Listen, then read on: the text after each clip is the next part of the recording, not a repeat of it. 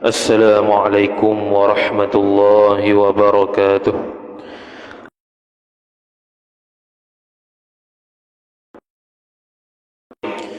Alhamdulillahi rabbil alamin, wassalatu wassalamu ala ashrafil anbiya'i wal mursalin Sayyidina Muhammadin wa ala alihi wa sahbihi ajma'in.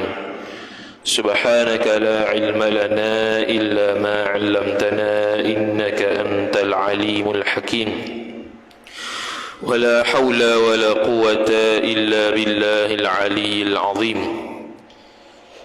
رب اشرح لي صدري ويسر لي أمري واحلل عقدة من لساني يفقه قولي وسدد لساني واهد قلبي بحق نبيك محمد صلى الله عليه وسلم اللهم أغننا بالعلم وزينا بالحلم وأكرمنا بالتقوى وجملنا بالعافية نوينا التعلم والتعليم والتذكر والتذكير والنفع والانتفاع والإفادة والاستفادة والحث على التمسك بكتاب الله وسنة رسوله صلى الله عليه وسلم ودعاء إلى الهدى والدلالة على الخير ابتغاء وجه الله مرضاته وقربه وثوابه سبحانه وتعالى آمين يا رب العالمين.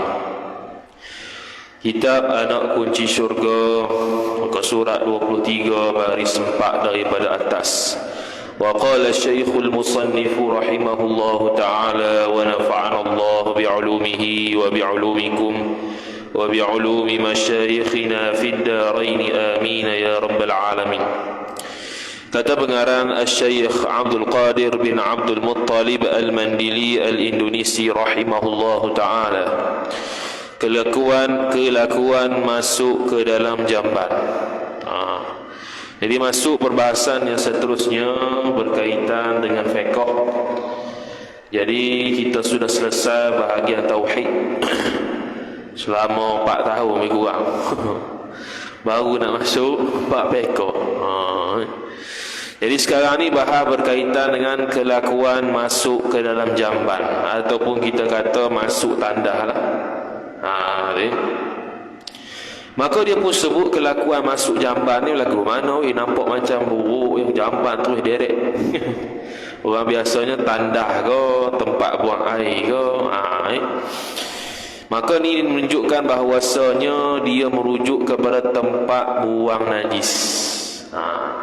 Sebab bila kita kata tandas, takut kita faham benda tempat mandi. Jadi tandah ni boleh pergi dua lah sekarang ni. Tempat mandi panggil tandah, tempat buang kecil berok pun tandah juga. Jadi yang dimaksudkan di sininya ialah orang yang nak masuk tempat kecil berok. Gitu. Maka dia pun kata sunat mendahulukan orang yang hendak masuk jamban itu akan kaki kirinya, kaki kiri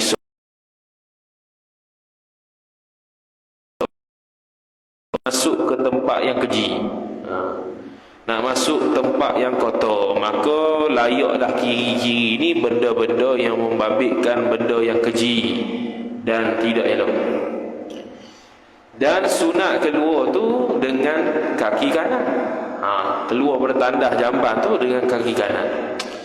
Ada satu isu lah sekarang ni bila guna tandas ataupun jamban ni dari sudut masuk kaki ni.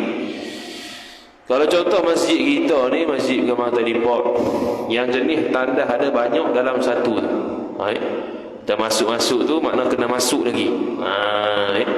Jadi tandas tu start bila? Mula bila kita nak masuk kaki kiri? Adakah bila kita masuk ke dalam jamban sungguh? Ataupun awal-awal masuk pintu tandas tu kena masuk dah kaki kiri? Hari ni panjang masjid kita je lah. Biasanya tandas sekolah begitu juga.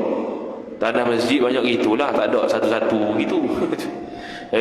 Biasanya tandas masjid, masuk tandas tu ada lagi pintu tandas lagi. Jadi bila yang kita nak masuk kaki kiri, maka mula masuk kaki kirinya ialah bila kita mula masuk yang namanya tandas pintu pertama. Masuk pintu pertama tu kaki kiri dah. Lepas tu jalan-jalan masuk jamban pula kaki kiri lagi. Gitu. Mana mula kaki kiri tu bila masuk tandas yang pertama tu lah, pintu yang pertama tu. Yang mana tepi dia tu tulis tandas. Masuk tu kaki kiri dah. Lepas tu jalan-jalan masuk jamban pula kaki kiri lagi.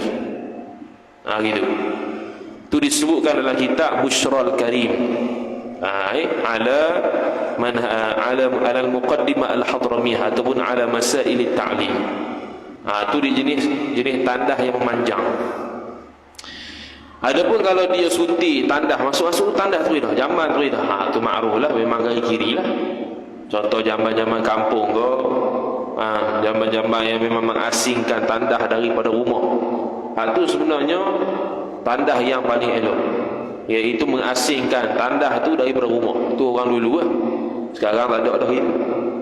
Tandas tu dalam rumah, dalam tubuh rumah, semua rumah. Tak ada diasingkan.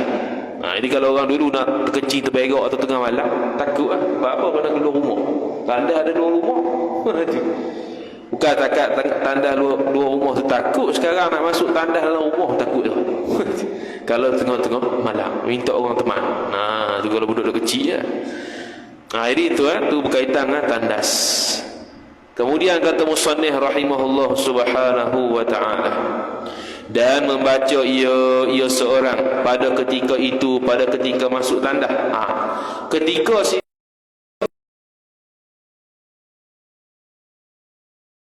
baca bukan? Sebelum masuk lagi, sebab kita nak baca bismillah ni nama Allah Ta'ala. Nama Allah Ta'ala dalam kitab Tuhfatul Muhtaj, Syekh Ibn Hajar Al-Haytami rahimahullah kata, sebut nama Allah, sebut nama Nabi, sebut nama-nama yang mulia dalam tandas ni makruh. Makruh. Jadi sekarang ni kita nak baca bismillah, doa. Jadi ketika ni dengan makna sebelum. Bukannya on the way masuk tu dalam keadaan baca, bukan. Sebelum tu baca dah.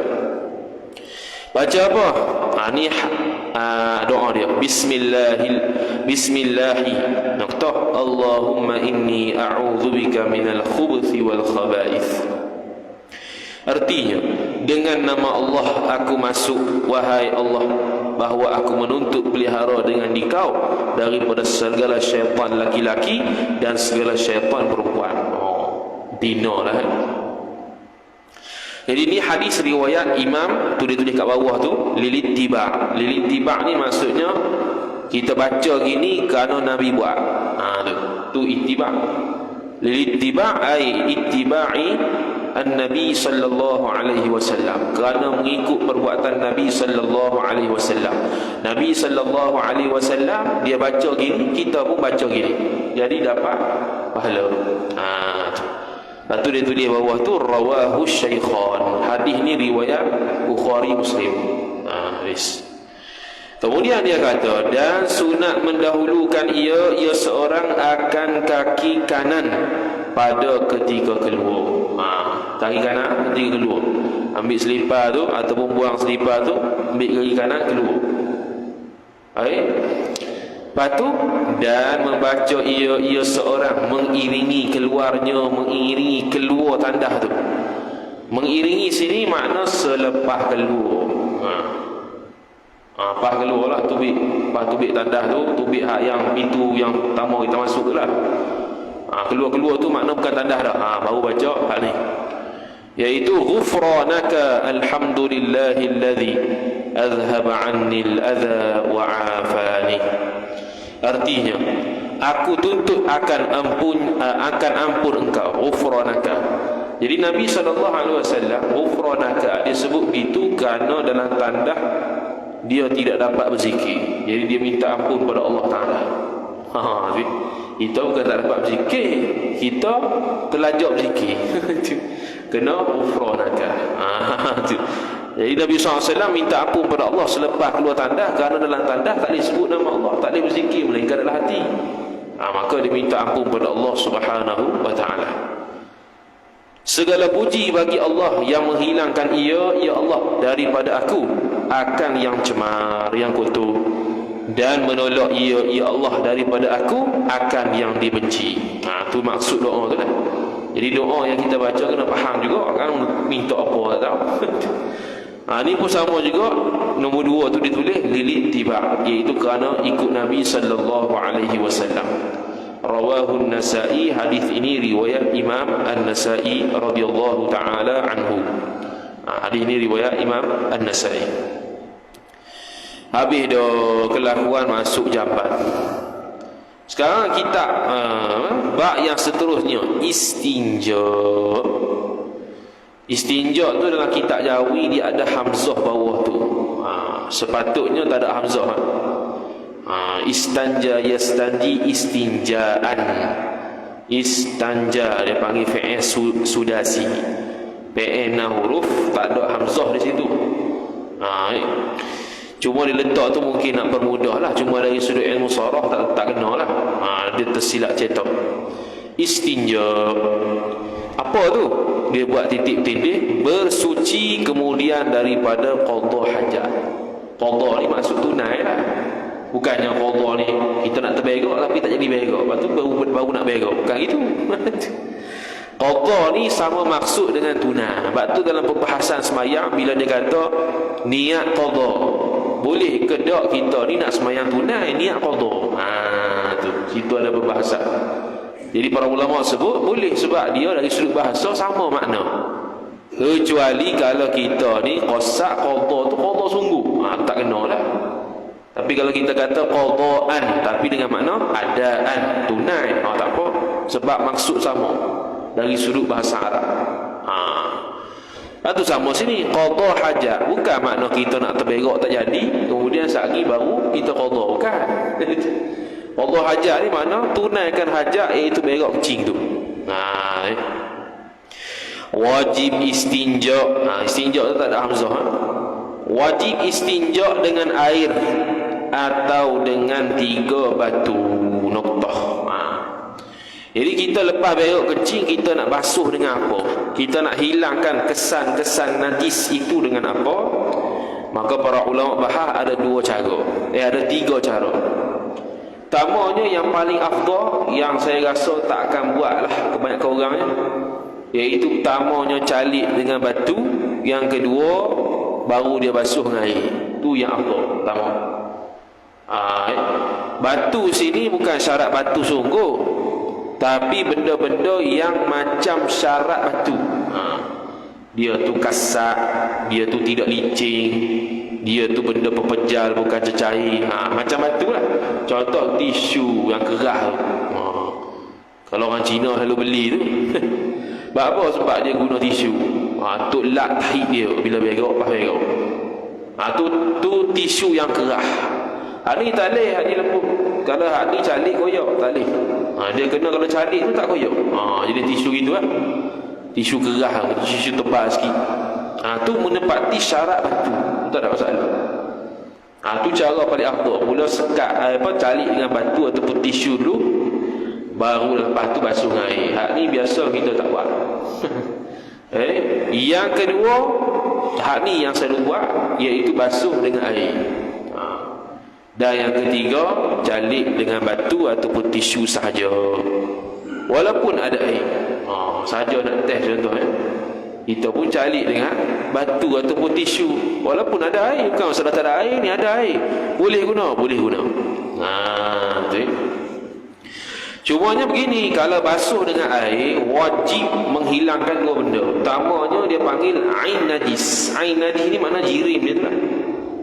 Benda-benda lendiran-lendiran dia, tahi, seketu-seketu tu kena hilang. Dan yang kedua, kena hilang athar najis, iaitu kesan najis. Kesan najis ni maksudnya tahi tu tak ada dah, tapi bila kita tak basuh, kita tempel kat kain, melekat. Tu kesan najis dia panggil. Jadi kalau kita basuh dengan air, wajib basuh, wajib hilang 2 benda ni. Kalau tak hilang kesan najis, masih lagi ada bila kita duduk ada tepek kat kain, kat sepeda lagi, maknanya tak bersih lagi lah kita basuh tu. Kena basuh lagi bersih. Tapi kalau dengan batu ataupun tisu sahaja, maka dia wajib hilang satu sahaja, iaitu ain najis. Biji najis tu, lendiran najis tu, satu yang wajib basuh, wajib hilang. Yang kedua, kesan najis kalau ada pun tak ada masalah, sebab kita calik dengan batu. Batu tidak mampu untuk menghilangkan kesan najis. Maknanya kalau kita pakai sepeda, pakai kain, kita duduk ada lekat sikit kesan najis, dimaafkan syarak. Kalau kita sapu dengan batu sahaja. Kalau basuh dengan air tak boleh lah. Basuh dengan air, kesan najis masih ada, maka kena basuh sampai selesai. Kemudian kata musannif rahimahullah subhanahu wa ta'ala, sebab apa 3 batu? Sekarang ni batu ataupun tisu tu kena 3 kali calik. Itu qadar wajib yang sekurang-kurangnya. Walaupun sekali calik tu hilang dah najis, tetap wajib 3 kali. Kalau 3 kali tak habis juga, maka wajib tambah sampai selesai najis. Tambah kali keempat, tak habis lagi. Tambah lagi kali kelima, tak habis lagi. Tambah lagi kali keenam, baru habis. Bila 6 tu kena, sunat tambah 1 lagi, jadi ganjil. Gitu. Sunat tambah 1 lagi, jadi ganjil. Kerana Allah subhanahu wa ta'ala menyukai benda yang ganjil. Habis. Kemudian kata musannif rahimahullah subhanahu wa ta'ala, kerana memperbuat akan istinja dengan air ataupun batu tu oleh Rasulullah sallallahu alaihi wasallam. Rasulullah yang buat. Batu kita boleh buat Rasulullah buat.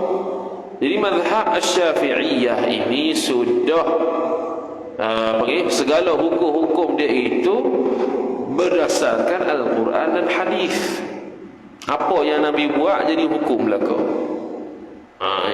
Bukan mazhab ni benda yang ikut kepala otak sendiri. Mazhab ni ialah himpunan ulama-ulama yang mampu tahap keilmuan dia tu tinggi sehingga boleh dapat mencapai kefahaman yang sebenar terhadap Al-Quran dan hadis. Dan ada peringkat-peringkat dia. Ada tahap mujtahid mutlaq, ada tahap mujtahid mazhab, ada tahap ashabul wujuh, ada tahap mujtahid awam dan sebagainya. Jadi dia bukan ikut kepala otak dia rasa harap-harap, bukan. Kemudian kata musannif, seperti yang menceritakan akan perbuatan Nabi sallallahu alaihi wasallam ni oleh Al-Bukhari. Imam Bukhari dalam Sahih Al-Bukhari, dalam Bukhari, yakni dalam Sahih Imam Al-Bukhari, salah satu daripada Sunan Sittah, hadis-hadis ataupun kitab-kitab hadis yang paling sahih selepas Al-Quran ialah Sahih Al-Bukhari. Dan menyuruh ia Nabi sallallahu alaihi wasallam dengan sabda Nabi sallallahu alaihi wasallam, wal yastanji bi thalathati ahjarin, artinya dan hendaklah istinja ia seorang dengan 3 batu. Hendaklah ni di sini panggil suruhan. Dalam kaedah usul fiqh disebut al-aslu fil amri al-wujub. Asal pada suruh ni wajib, melainkan ada dalil yang menunjukkan tak wajib. Jadi sini menunjukkan wajib 3, tak boleh kurang. Tu. Walaupun bersih dah sekali calik, wajib calik sampai 3 kali. Tu. Menceritakan oleh imam kita Asy-Syafi'i dan lain daripada Imam Asy-Syafi'i. Noktah. Ini riwayat hadis Imam Syafi'i ni. Dan melarang oleh Rasulullah sallallahu alaihi wasallam akan istinja dengan yang kurang daripada 3 batu. Tak boleh 1 batu ke 2 batu ke, walaupun bersih sekalipun wajib 3 kali. Jadi 3 kali ni pula ulama ajar cara dia lah. Bukan mencari gerah habis selesai, kan? Seperti mana mandi Allah Ta'ala ajar, Allah Ta'ala pula, para ulama ajar macam mana mandi dengan betul, wudu macam mana ambil dengan betul. Maka basuh begok kecil pun dia tunjuk cara basuh begok dengan betul. Kalau air itu tak ada masalah lah. Ni kalau dengan batu ataupun dengan tisu. Jadi kalau dengan batu ataupun tisu tersebut, kalau contoh ni kita punya dubur kita ni, hak ni, ni ya, kita pun ambil tisu gini. Jadi pandai-pandai rasa sendirilah nak kata besar tak besar, kecil tak kecil. Memang muat macam dubur kita lah. Jadi pertama sekali dia first round dia, sapuan pertama dia kena ikut arah jam satu, pusing satu habis. Lepas tu yang kedua lawan jam, pusing lawan jam dua. Lepas tu yang ketiga daripada bawah ke atas, habis selesai. Tapi kalau tengok tak selesai lagi, ada lagi, dia ambil yang keempat pula, gitu. Sampailah habis bersih. Gitu. Sama lah tempat kemaluan laki-laki ke perempuan, sama. Itu contoh dubur itu. Habis kata musannif rahimahullah subhanahu wa ta'ala, dan yang lebih baik bahawa dihimpun antara batu dan air. Ini yang kita kata afdal tu. Kalau batu dengan air ni begini, kita calik dengan batu dulu baru air, jangan terbalik pula. Air dulu baru batu, tak jadi tu. Dia kalau dengan batu dengan air, kalau campur sekali, dia kena batu dulu baru air. Bukannya air dah pupang dah habis dah baru ambil batu, tak jadi. Sebab apa dia kata ahdu afdal? Kerana memuji Allah Ta'ala akan orang-orang Quba, kerana memperikutkan mereka itu orang-orang Quba akan batu dengan air. Ikut ni makna turutlah, ambil batu dulu baru air. Ketika istinja orang Quba ni zahirnya dekat tu Masjid Quba area tu, dekat Mekah Madinah tu. Kalau orang pergi umrah tu pasti akan masuk Masjid Quba. Situlah orang-orang Quba di situ. Biasa orang pergi umrah adalah lawat tempat tu, Masjid Quba. Ada telaga di situ. Kemudian kata musannif rahimahullahu ta'ala, dengan firman-Nya, firman Allah Ta'ala, Allah Ta'ala puji dengan firman dia, fihi rijalun yuhibbuna an yatatahharu wallahu yuhibbul mutahhirin. Arti firman Allah, ada pada Masjid Quba itu beberapa laki-laki yang kasih mereka itu laki-laki akan bersuci. Mereka ni suka untuk istinja. Sinja pun Allah puji. Sebab apa? Sebab itu perbuatan yang membersihkan, dan Allah Ta'ala memberi pahala. Ya Allah akan sekalian yang bersuci. Beri pahala. Jadi benda wajib pahala juga. Padahal hak tu basuh begok pahala dah. Basuh begok yang wajib pahala dah. Maknanya kita tak boleh lah nak marah mana kalau kita asyik ci begok ni, walaupun tu tak bagus manalah. Nak kata kalau nak habis rungut pun kita fikir-fikir balik, basuh begok kecil ni ada pahala. Cara kecil ada pahala. Cara kecil pun ada juga. Dehem contohnya, lepas kecil dehem, dia panggil apa? Istibra'. Urut zakat kalau bagi laki, urut ke bawah bagi perempuan. Tu istibra'. Dehem. Dehem tu bukan main dehem. Bukan itu. Dehem ada cara. Ni dehem. Kitab tu dia dehem. Lepas tu tak pernah guru. Baca dehem, faham dehem. Gitu ya. Dia dehem ni dia tarik nafas dulu. Tarik nafas, lepas tu baru gitu. Sebab bila kita tarik nafas, bahasa Inggeris dia panggil diaphragm. Diaphragm ni dekat kita punya paru-paru tu, belah bawah, paling bawah kali tu, dia akan menaik. Biasanya relax kan. Lepas tu bila kita tarik nafas, dia akan menaik. Bila lepas, maka daripada start paru-paru sampai ke bawah tu, dia akan tertolak. Dia nak tolak kecil tu lah. Nak ketolak kesan ataupun bukan kesan, baki-baki kecil yang ada di zakat, yang ada di farah. Begitu juga kalau berak, sama juga. Kita dehem tu untuk keluar sisa-sisa tahi kalau ada lekat-lekat di lubur tu. sebelum kita basuh. Barulah saat lagi tak payah kita basuh-basuh, lepas basuh kita retuk rasa macam keluar lagi. Habis cerita gitu. Tu cara istibrak tak betul habis dah, selesai dah sijak. Makna pandai dah sijak balik. Kemudian kata musannif rahimahullah taala, rukun-rukun mengambil air sembahyang. Jadi dia ikut tertib. Lepas basuh berak kecil biasanya kita berwuduklah. Sebab dah batal wuduk. Bila dah batal wuduk, kita berwuduk, maka dia pun bahas berkaitan wuduk. Maka dia pun sebut segala rukun wuduk itu 6 perkara. 6 ni dalam mazhab Syafi'i lah. 6 rukun. Rukun ni maksud dia tak ada hak ni tak panggil wuduk. Itu masuk rukun. Contoh rukun masjid, apa dia? Kena ada tiang, kena ada dinding. Kalau tak ada tu tak panggil masjid contohnya. Jadi 6 rukun ni mesti ada semua. Tak ada salah satu tak dipanggil wuduk. Bahkan kalau dia buat tu batal wuduk dia, tak jadi. Lagu mana? Pertama niat. Seperti contoh niat, sengaja aku sembahyang, sahaja aku mengambil air sembahyang, sahaja aku ambil air sembahyang. Kalau bahasa Arab, nawaitu al-wudu'a. Senang sangat. Dua perkataan ni. Nawaitul wudu'a. Kalau Melayu, sahaja aku ambil air sembahyang. Habis. Sahaja aku angkat hadas. Habis. Sahaja aku bersuci daripada hadas. Habis. Tapi kalau sahaja aku bersuci sahaja, tak sah. Sebab terlalu umum. Suci apa?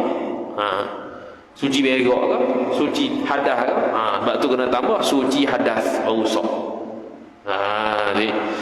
Kerana sabda Rasulullah sallallahu alaihi wasallam, innamal a'malu binniyati. Artinya hanya sah segala amal itu dengan niatnya. Niat segala amal. Niat tu penting. Dalam mazhab Syafi'i dia takdir innamal a'malu binniyat, ai innama sihhatul a'malu binniyat. Hanya saja sah amalan itu dengan niat. Itu mazhab Syafi'i. Mazhab Hanafi dia kata niat itu hanya syarat kesempurnaan saja. Kalau tak ada pun tak apa. Itu mazhab Hanafi.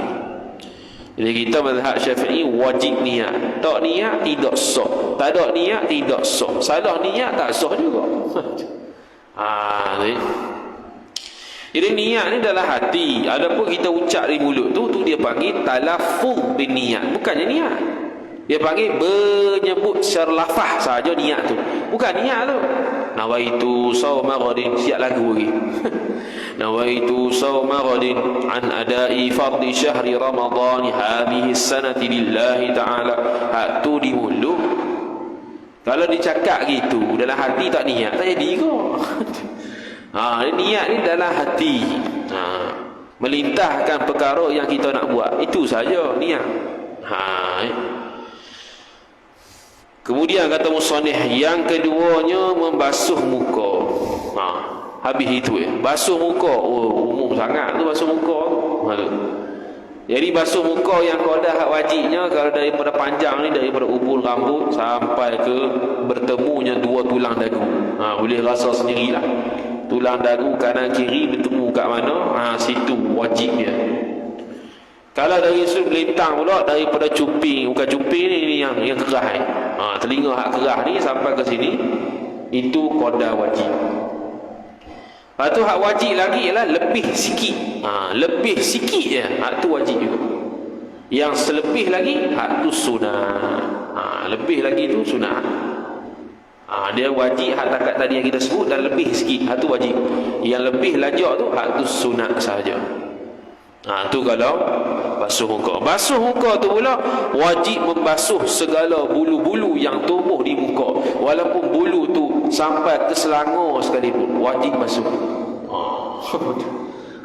Bulu tu sampai ke selangor, bulu dahi dia. Wajib basuh sampai ke selangor. Untuk dia sah wuduk dia. Lepas tu kalau tak potong, selesai masalah. Tak payah nak pergi selangor. Contoh dah tu. Tu Kemudian kata musannif rahimahullahu taala, yang ketiganya membasuh dua tangan serta dua siku. Siku mana? Ni lah sikunya. Ni yang kerah ni bertemu antara tangan yang bawah dengan tangan yang atas. Tu dia panggil siku. Jadi basuh tangan tu sampai siku. Sampai siku, yakni lebih sikit daripada siku. Hak tu wajib. Lebih lagi tu sunat. Mana kalau yang ni wajib ni siku, mana lebih sikit, hak tu wajib. Lebih lagi, hak tu sunat. Tu kalau basuh tangan. Sama juga basuh tangan, wajib basuh segala bulu-bulu yang ada, daging-daging yang tumbuh di tangan tersebut, wajib basuh. Kalau seseorang tu patah tangan dia, patah tangan mana putih sini, baki ada lagi, wajib basuh hak baki. Wajib basuh hak baki yang dia ada. Kalau tak ada tangan terus, tak ada tangan boleh lompat terus sapu kepala. Boleh lompat terus sapu kepala. Contohlah satu tangan tak ada, tangan kiri ada, maka basuh terus tangan kiri. Tangan kanan tak payah basuh dah, tak ada tangan, nak tangan basuhnya mana? Sama jugalah, dua tangan tak ada, dua kaki tak ada, maka dia wajibnya basuh muka, sapu kepala, habis selesai tak ada. Itu saja untuk dia. Kemudian kata musannif rahimahullahu taala, yang keempat menyapu setengah kepala. Setengah kepala ni maksud dia ialah ada dua. Pertamanya orang ada rambut, keduanya tak ada rambut. Orang yang tak ada rambut, memang kena sapu kepala lah. Sapu kepala ni lagu mana? Dia kata setengah kepala, bukan maksud setengah sungguh. Kalau kepala ikutkan besar ni, kepala ni lah, besar ni, paruh kena basuh. Bukan. Dalam mazhab Syafi'i, setengah di sini maksud dia walaupun secalik. Gitu. Habis. Itu qadar rukun. Tak calik pun tak apa, letak tangan yang basah aja. Selesai. Itu kalau tak ada rambut. Kalau ada rambut, wajib basuh ataupun wajib sapu rambut yang hanya ada di kepala sahaja. Begitu juga, sama ada sehelai ataupun separuh helai pun sah juga. Sama ada kita calik atau letak saja pun sah juga. Tapi kalau kawan tu rambut panjang, dia sapu rambut dia tu dekat bahagian yang mana kalau dia leraikan rambut tu ada di pinggang dia, itu tidak sah. Dia mestilah sapu rambut yang berada di kepala bila dah hurai dia punya rambut yang panjang tu. Jadi kalau contoh dia sapu kat sanggul dia, buka sanggul, tengok kawasan rambut tersebut bila kita buka ada di pinggang dia, maka tu tidak sah, tu bukan kawasan kepala. Tu bagi yang berrambut lah. Yang afdalnya ialah sapu seluruh kepala. Itu kerana meraihkan khilaf ulama mazhab Maliki yang mengatakan wajib sapu seluruh kepala. Kalau separuh tak sah, 3/4 tak sah, apatah lagi mazhab kita sehelai rambut, separuh helai rambut tak sah mazhab Maliki. Kemudian kata musannif rahimahullahu taala, yang kelimanya membasuh kaki serta segala buku lali kedua kaki. Ini yang kelima, basuh kaki serta buku lali. Buku lali itu hak biji tu lah. Buku lali orang panggil, mata kaki orang panggil. Yang biji tu lebih sikit wajib, atas lagi sunat. Sama juga wajib basuh segala bulu yang ada di kaki tu. Daging yang ditumbuh dalam kaki tu, sama ada jari lebih ke tak lebih, asalkan tumbuh di kaki tu, wajib basuh semua. Kalau dia peseng ada 1000 jari, 1000 jari itulah wajib basuh.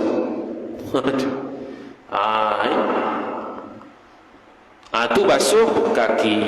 Kaki panjang sampai ke Johor, wajib basuh sampai ke Johor. Kalau kaki dia panjang, mana tahu. Selesai. Kerana firman Allah Ta'ala, idza qumtum ila as-salati faghsilu wujuhakum. Kita baca qiraat sikit lah. Qiraat Ibn Katsir macam ni. idza qumtum ila as-salati faghsilu wujuhakum wa aydiyakum ila al-marafiq wamsahu bi ru'usikum wa arjulakum ila al-ka'bayn. Itu qiraat Ibnu Katsir. Asyik tu baca qiraat Hafs, qiraat Asim, baca qiraat lain sekali. Tu cara baca dia. Tu nampak pelik sikit tapi tak pelik lah. Qiraat Ibnu Katsir ni ialah qiraat yang dibaca oleh Imam Syafi'i. Imam Syafi'i mazhab kita ni. Qiraat Ibnu Katsir tu. Artinya arti firman Allah Subhanahu wa taala, apabila berkehendak kamu akan berdiri kepada sembahyang, maka basuhlah oleh kamu akan muka kamu. Ni sebelum sembahyang. Bila nak sembahyang, bila nak sembahyang, tengok tafsir dia. Berkehendak kamu akan berdiri kepada sembahyang. Sebab dalam Quran bila sebut idza qumtum, maksud dia kalau ikut asalnya apabila kamu telah sembahyang. Tu asal dia. Kalau kata gitu pelik maksud dia. Apabila kamu telah sembahyang, maka hendak basuhlah wajah kamu. Wuduk ni pas sembahyang ke sebelum sembahyang? Tu kalau asal bahasa Arab terjemah Melayu. Jadi dia tafsir siap dah. Idza qumtum ila salah, idza aradta qiyamas salah. Apabila kamu kehendak untuk menunaikan sembahyang, maka basuh oleh kamu akan muka kamu. Tu surah pertama. Mana fardu yang pertama selepas niat basuh muka. Bukannya kumur, basuh tangan, bukan. Itu sunat. Dan tangan kamu serta segala siku masuk sekali dengan siku-siku. Bukannya sebelum siku masuk sekali dengan siku. Dan sapu oleh kamu akan kepala kamu. Tadi itulah kepala kamu ni walaupun sehelai ataupun separuh helai rambut sekalipun. Itu qadar wajib, qadar afdal seluruh kepala wajib seluruh kepala tu dia sapu. Tu qadar sunat. Habis. Dan akan segala kaki kamu hingga 2 buku lali. Tu yang terakhirlah, basuh akhirnya ialah basuh kaki. Yang keenamnya tertib, kerana sabda Rasulullah sallallahu alaihi wasallam, ibda'u tu tak ada hamzah. Ibda'u bima bada Allah bihi. Artinya dahulukan oleh kamu akan barang yang mendahulu akan dia akan barang oleh Allah Taala di dalam Quran. Menceritakan hadis ni oleh An-Nasa'i dan Ad-Darqutni. Jadi apa yang Allah mula dalam Quran? Basuh muka, basuh tangan, sapu kepala, basuh kaki. Tu dipanggil tertib. Wallahu ta'ala a'lam. A'udzu billahi minasyaitonir rajim. Bismillahirrahmanirrahim. Alhamdulillahi rabbil alamin wassalatu wassalamu ala asyrafil anbiya'i wal mursalin sayyidina Muhammadin wa ala alihi wa sahbihi ajma'in. اللهم زدنا علما وارزقنا فهما اللهم زدنا علما وارزقنا فهما اللهم زدنا علما وارزقنا فهما وصلى الله على سيدنا محمد وعلى آله وصحبه وبارك وسلم والحمد لله رب العالمين والسلام عليكم ورحمة الله وبركاته.